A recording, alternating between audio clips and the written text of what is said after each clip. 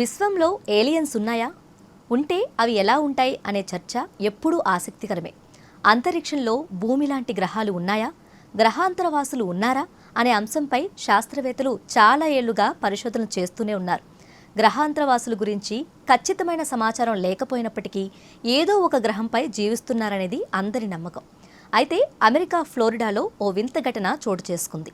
దీంతో మరోసారి ఏలియన్స్పై చర్చ షురు అయింది.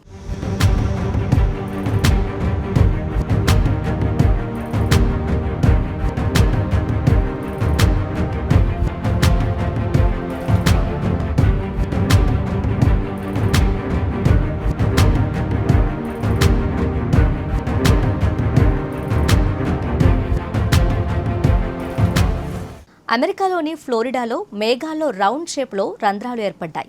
సోషల్ మీడియాలో వీటి ఫోటోలు వైరల్గా మారాయి.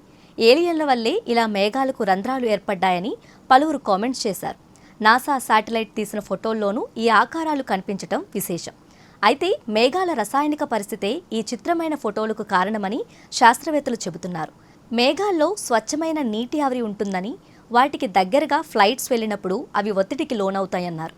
అలా ఒత్తిడికి గురైన చోట రంధ్రం పడుతుందని వివరించారు.